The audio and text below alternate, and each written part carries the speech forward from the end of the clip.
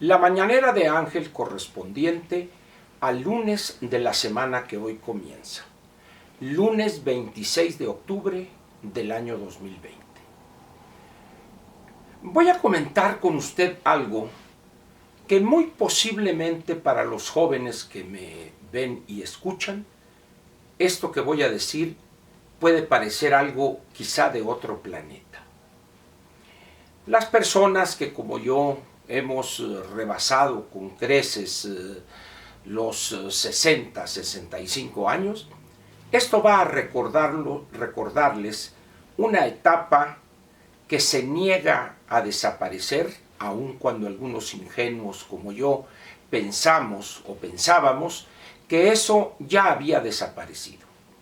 Le voy a hablar a usted de una época donde la clase política eran los que promovían esto, y también algunos intelectuales, entre comillas, se prestaban a difundir e incluso a teorizar sobre esta baratija. Yo no sé si ha escuchado usted, y si escuchó, lo recuerda todavía, esta expresión: como México no hay dos.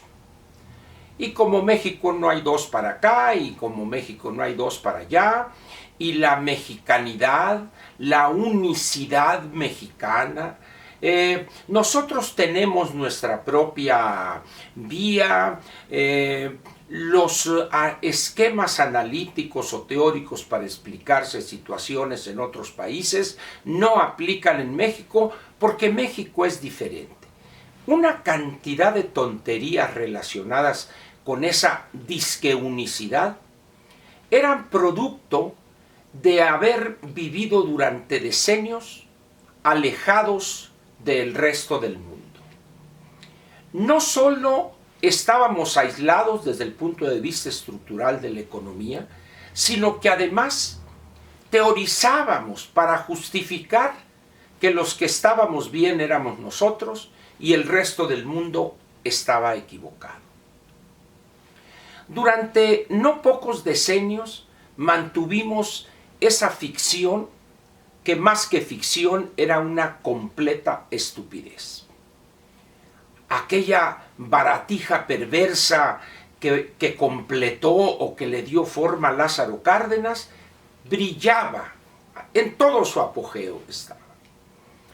Y en esas condiciones aprobábamos leyes que pensábamos que era lo máximo en el mundo. Y nos regodeábamos la Constitución, la primera Constitución social del siglo XX.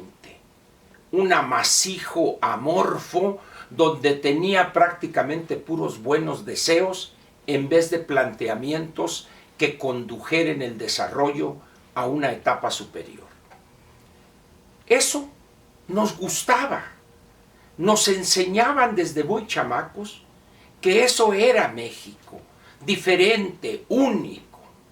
Bien, y en ese desarrollo, en esos decenios, aprobamos leyes que no tenían sentido alguno, pensando en que tarde o temprano tendríamos que interactuar con el resto del mundo.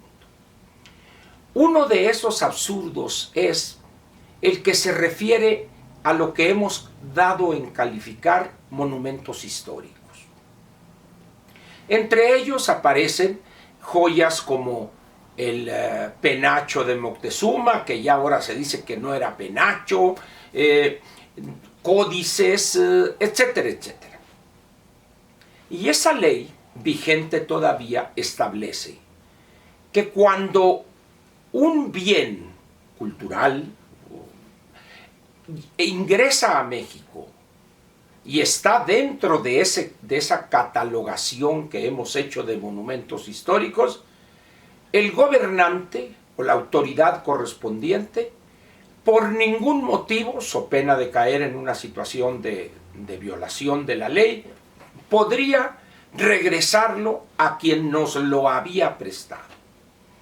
Dicho de otra manera y en buen cristiano, si hoy hubiere algún ingenuo en X o Y gobierno que por cualquier razón se hicieron de algún códice o algún documento calificado por nosotros de bien histórico o de, o de histórico simplemente, y si se atreviere él a prestárnoslo, ese ya se quedaría en México de la forma más gandalla y burda que pudiéramos haber visto. En esas condiciones, pues, el que el presidente de la República haya enviado en un periplo por varios países en Europa a pedir prestados códices o algunos otros, algunas reliquias calificadas como bienes históricos, me sorprende la ignorancia primero de la ley por parte de López y de la doctora historiadora, etcétera, no sé cuántas prendas personales más se le adjudican, que pensaban que en un determinado momento aquellos nos iban a prestar. Sí, como no, es López, su cuarta transformación, la 4T, órale, vayan para allá, este y este códice, y esto, y esto, y esto. ¿Y qué pasó? Mire, ¿por qué? Porque el Vaticano lo dijo con una claridad meridiana, el nuncio apostólico, a pregunta expresa, dijo, bueno, ya le mandaron una carta al presidente López, que ya la recibió, y donde se dice que no podemos prestar bien histórico o documento alguno, porque de entrar a México, de llegar, pues se correría el riesgo de que no fuere devuelto al Vaticano. Dicho en otras palabras, con esas leyes gandallas de ese país, gandalla, no podemos arriesgarnos a que nos hagan una sinvergüenzada, y si de buena fe o por ingenuidad prestamos tal o cual bien, tal o cual documento histórico, se quedaría por siempre en México. ¿Qué les quiero decir con esto? Que no entendemos que en el mundo, en la medida en que los gobiernos, las sociedades y los países empiezan a interactuar, sea viajando de un país al otro, sea intercambiando bienes y servicios, sea recibiendo capital para establecer industrias, etc. En esa misma medida, las reglas bajo las cuales se rigen las relaciones entre esos países deben adecuarse a una situación de respeto mutuo, pero también de beneficio mutuo. En México eso no existe. No hay la comprensión de nuestra clase política de que así debemos legislar. Lo saben, pero temen hacer el planteamiento y decir, señores, esto que tenemos aquí es una baquetonada, es una sinvergüenzada esto.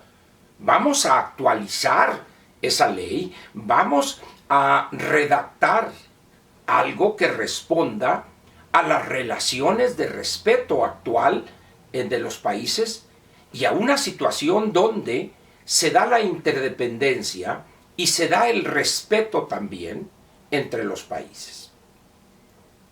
Pero ¿qué hacemos nosotros? ¿Cuál es la visión de nuestro gobernante de pacotilla y de tercera que tenemos?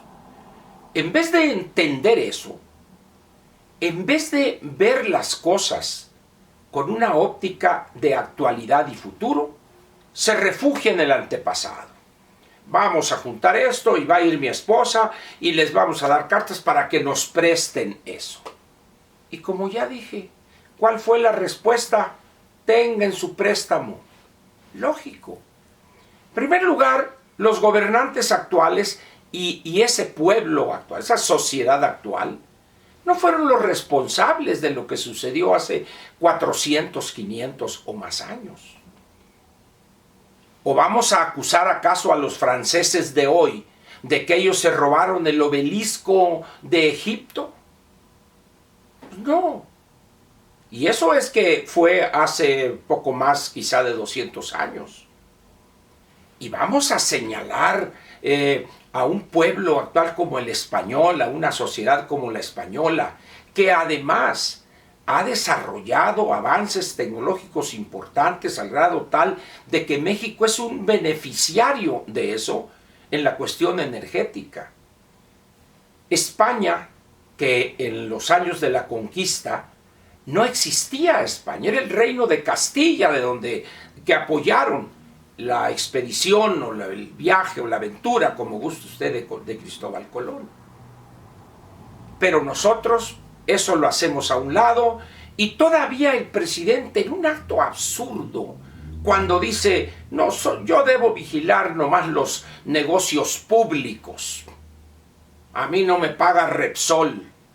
Absurdo eso. Es de una persona que vive todavía mentalmente en la etapa colonial de nuestro país. No se da cuenta que vivimos en la era de la globalidad, de la interdependencia. No lo concibe, él no lo entiende. Y cree que somos un país tan fuerte que podemos implantar nuestras reglas en el resto del mundo y dominar y sobajar al resto de los países. Nada más alejado de la realidad. México es un país débil. Podremos presumir de que el pueblo bueno y sabio, sí, pero eso no pasa de ser una balandronada. Somos un país atrasado en muchísimas cosas. Somos un país que desprecia la ciencia y nos encanta la grilla y la politiquería. Somos un país que sigue pensando, con un gobierno al frente, que dándoles dádivas miserables a millones, automáticamente va a haber desarrollo y va a haber cambio. Sin darse cuenta que si no hay un crecimiento sostenido a tasas elevadas, no hay programa social que funcione. Hoy pues estamos ante una situación no nueva. Ya ha habido en el pasado situaciones donde la realidad, la cruda realidad, nos ha exhibido en nuestras posiciones absurdas. Pero, como López, pocas ha habido en la historia. El ridículo de esta petición y de esta visita de la primera dama, que no es primera dama, es de dimensiones mayúsculas. Y así vamos a seguir. ¿Por qué? Porque no entendemos, y los que lo entienden se niegan a explicárselo a López. Se niegan por cobardía, oportunismo, lo que guste usted, a explicarle a López que no somos ese país todopoderoso que él imagina y puede imponerle su voluntad al resto del mundo. Somos un actor mediano en el mejor de los casos. No somos un país que es una potencia militar.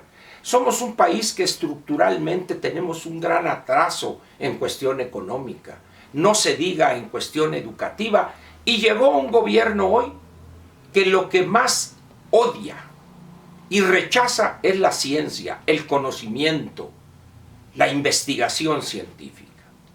En esas condiciones, pues, en materia de andar pidiendo y entregando cartas allá a la señora esposa de López, recibieron ya no el primer cubetazo de agua fría, sino recibieron el primer tanque de 10-20 mil litros de agua a punto de congelación. Ojalá, y producto de esos golpes de realidad, entienda López que lo que está planteando, no solo en materia de pedir documentos históricos, no solo en ese campo, sino en la economía, en la política, en la cultura, en lo social, en lo educativo, etc., entienda que sus ideas son acedas, de antepasado, y no puede reproducir esa etapa. Es imposible. La única posibilidad para una gobernación en esta época es aquella que parte del presente, pero ve al futuro. López se planta en el pasado y ve al antepasado. Eso no va a salir bien. Y si no, como dice mi amigo Ricardo Alemán, al tiempo. Muchas gracias y lo espero mañana martes, donde veremos ya este descaro legislativo de los legisladores de Morena en relación con el agandallaje de lo que se llama gastos catastróficos, que era un fondo del Seguro Popular que luego pasó al INSABI, y también se lo van a agandallar para dilapidarlo. De eso posiblemente hablemos mañana. Muchas gracias.